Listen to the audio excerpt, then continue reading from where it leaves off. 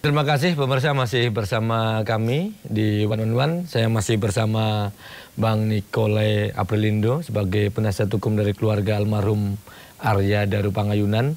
Bang, kita lanjut lagi. Tadi sebelum break saya bertanya adalah tentang 3 nama yang pernah Abang sebut. Waktu itu belum jelas. Nah, karena tadi Abang menyampaikan bahwa sudah ketemu lagi dengan keluarga. Apakah sudah ada info terbaru Bang, siapa mereka bertiga itu? Ya, dari info yang saya dapatkan mereka bertiga itu orang di Kemlu. Oke. Ya, orang di Kemlu dan staf-staf di Kemlu yang biasa berhubungan dengan diplomat-diplomat itu. Oke. Ya. Jadi saya tidak tahu apakah itu sudah dilakukan pemeriksaan oleh pihak kepolisian, oleh pihak penyelidik atau belum. Apakah sudah dilakukan pengembangan atau belum? Saya belum mendapatkan info. Oke. Nah, tapi yang jelas informasi yang kami dapatkan bahwa 3 orang ini sangat intens berhubungan dengan almarhum. Oke. Dalam pekerjaannya maupun dalam komunikasinya. Nah, ini perlu dikembangkan oleh pihak kepolisian. Tapi yang lebih lagi adalah pengembangan dari pertama, si wanita yang bernama Farah dan Dion. Sampai sekarang kan kita tidak tahu Dion itu di mana dan kemana. Jadi itu perlu dikembangkan lagi. Kemudian penjaga kos Siswanto. Karena ada selama 2 pekan ini kami mencoba menggali lagi tentang penjaga kos. Kami coba mengumpulkan berbagai informasi. Nah, saya sangat-sangat mendapatkan satu titik temu yang menjadi satu benang merah dari penjaga kos ini. Apa itu Bang? Jadi pada saat dia diperiksa di Polsek Menteng, dan ini keterangan Polsek Menteng, keterangan Kapolsek.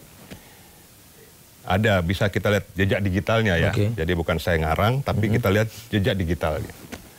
Kapolsek menyatakan bahwa pengakuan dari Siswanto pukul 22.15 dia bertemu dengan almarhum Arya Daru di tempat kos pada saat sedang makan. Pesan makan. Gitu. Tetapi dalam keterangan lain, ketika Pak Groseno dengan ada tim dari salah satu TV. Iya, waktu itu ya kita pernah lihat. Yang ada di YouTube juga ya. Iya, betul. Penjaga kos mengatakan kepada Pak Groseno bahwa dia sejak sore tidur sampai jam 1. Loh, beda ya berarti? Dini hari. Nah, dia menyatakan itu. Itu ada di jejak digitalnya. Nah, jam 1 dia kaget bangun. Dia melihat handphone. Dan dia melihat ada banyak panggilan dari istri almarhum. Di handphone itu. Nah, inilah salah satu pengakuan dari penjaga kos Siswanto ini yang berubah-ubah. Ya kan? Pertama mengatakan dia tidur dari sore sampai jam 1 dini hari karena waktu itu hujan. Nah, kemudian pengakuan lain lagi dia mengatakan bertemu almarhum 22.15 di tempat kos sedang makan. Nah, ini menjadi tanda tanya kan? Berarti ini bisa jadi temuan baru dong untuk di cross check lagi. Iya, ini kan namanya pengakuan yang berubah-ubah dan tidak sesuai kan? Itu, dan yang perlu saya sampaikan juga bahwa istri korban, istri almarhum, itu kan sempat menelpon itu malam hari. Iya kan? Pada almarhum, pada Siswanto. Itu kalau nggak salah 5 kali telepon itu. Nah, itu tidak diangkat oleh Siswanto. Nah, itu. Kemudian telepon ke Polsek juga nggak diangkat 7 kali kan. Dan nomor telepon ke Polsek itu waktu hari Sabtu 2 minggu lalu itu dicek oleh tim pengacara kami. Dan itu betul teleponnya Polsek. Dan itu berdering telepon itu. Nah, inilah beberapa temuan dan satu lagi yang akhirnya menjadi harus kita kembali katakan bahwa kejanggalan lainnya itu adalah ada seorang tetangga kos yang bernama Roni. Oke. Dia pada malam itu mendengar ada suara seperti benda jatuh, berdebuk gitu kan. Benda jatuh di kamar almarhum. Kamarnya almarhum, oke. Tapi dia tidak berani untuk ke situ. Dia hanya informasi yang kami dapatkan, dia hanya nguping di tembok. Oke. Tapi karena bercampur dengan suara hujan, itu tidak begitu jelas. Tapi seperti ada suara langkah-langkah. Oke. Nah, ini perlu didalami. Apa namanya, tetangga kos yang bernama Roni itu. Nah, kemudian juga hasil otopsi, kalau kita dengar dari keterangan waktu konvers, itu diperkirakan kematian almarhum itu pada pukul 1 dini hari. Ya kan? Nah, kalau kita lihat pengakuan dari Siswanto, dia terbangun pada 1 dini hari. Ini kok kelop ya? Pukul 1 itu diperkirakan kematian almarhum. Pukul 1 Siswanto terbangun. Ini kok seperti ada benang merah di sini. Oke, ada kaitannya. Ada kaitannya. Nah, kemudian setelah kami perhatikan dan kami bertanya kepada keluarga, kondisi mayat ketika ditemukan,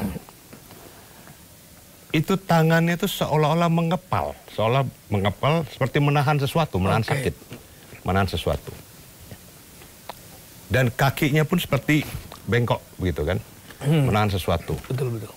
Berarti almarhum ini sedang menahan sesuatu. Jadi bukan almarhum itu menghabisi nyawanya sendiri. Berarti ada pihak lain yang melakukan itu dan almarhum menahan sesuatu. Kemudian ada memar di lengan. Ya kan? Memar di lengan itu hanya ada di bagian kanan. Kalau dikatakan memar itu akibat almarhum memeluk tembok di rooftop, harusnya dua-duanya dong memar. Bukan hanya tangan kanan saja. Berarti ada seseorang yang berusaha memegang tangan kanan almarhum. Ya kan?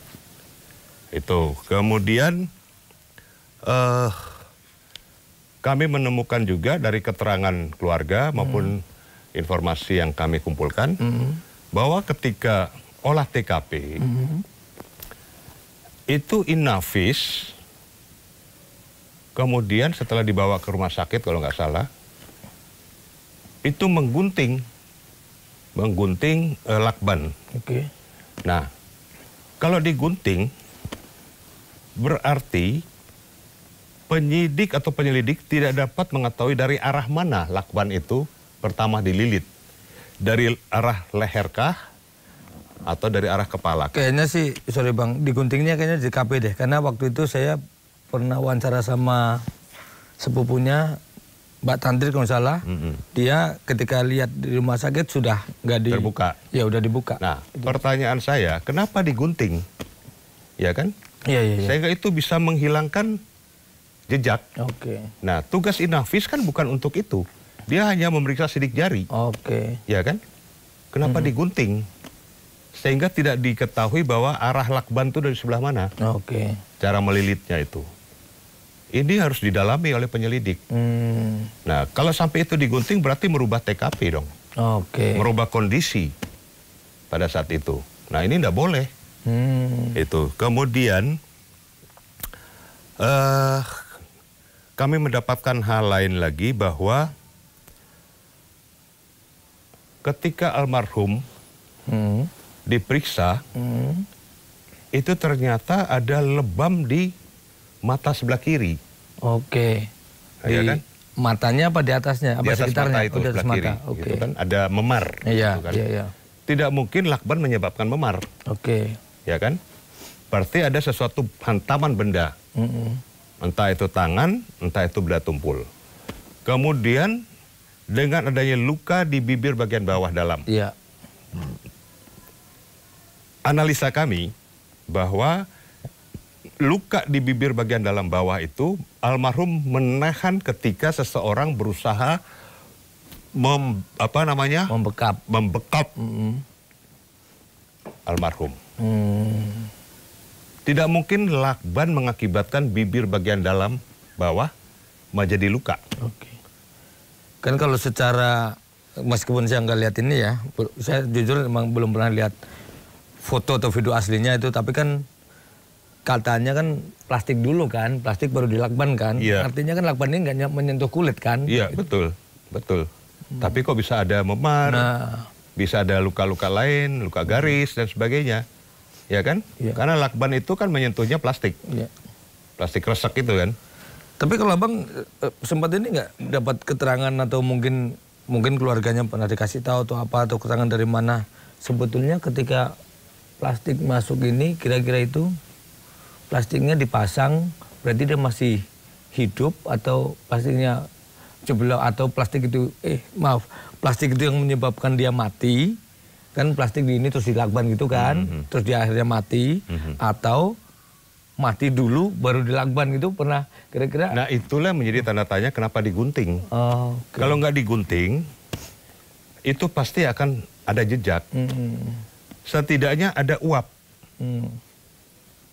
Uap yang keluar dari mulut atau hidung atau paru-paru.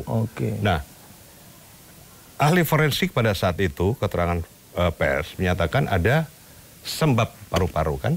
Iya. Sembab paru-paru itu. Nah, kalau sampai lakban itu dipasang orang lain, walaupun tidak ada sidik jari karena memakai sarung tangan misalnya, pasti ada uap dari si pemasang lakban itu, dari napasnya itu, pasti akan kena di lakban itu. Nah, situ bisa dicek DNA-nya sebenarnya. Ini kalau betul-betul profesional untuk kita menyelidiki atau membuka tabir dari lakban itu. Pasti ada uap itu. Tidak mungkin, para ahli forensik pasti mengetahui itu. Itu. Jadi ada beberapa hal itu yang perlu didalami oleh pihak penyelidik. Nah, kemudian kalau kita lihat kondisi mayat yang seperti saya sampaikan tadi, tangannya seperti menggenggam. Ya itu. Itu berarti almarhum menahan sesuatu. Kemudian kondisi kaki itu terlipat, bukan lurus, terlipat. Berarti almarhum itu berusaha berontak. Anehnya, kenapa spray rapi? Kenapa selimut begitu rapi? Ya kan? Tidak mungkin almarhum bisa menyelimuti dirinya sendiri ketika dia sudah habis napas. Itu. Sehingga analisa kami bahwa almarhum itu setelah kehilangan nyawa, setelah kehilangan oksigen, baru dibungkus plastik, dilakban, dan diselimuti. Dan ini pasti melibatkan pihak lain. Tidak mungkin tidak melibatkan pihak lain. Dan kalau kita lihat dari kondisi mayat yang ada, itu pasti ada tindak pidana di situ. Tidak mungkin tidak ada tindak pidana. Sekarang tinggal kejujuran dari pihak penyelidik untuk mengungkap itu. Dan saya yakin, aku yakin bahwa penyelidik mampu untuk mengungkap itu. Polisi kita ini udah polisi yang canggih. Nggak kalah dengan polisi-polisi di dunia dari negara-negara maju lainnya. Saya yakin bisa. Nah Bang, tapi ada satu peran saya. Abang kalau saya dengerin dari tadi penjelasannya adalah, kalau saya simpulkan sih intinya tidak percaya karena banyak kejanggalan-kejanggalan itu ya dengan apa yang sudah disimpulkan sementara itu ya. Tapi pertanyaan saya adalah, ini kan sudah cukup lama Bang.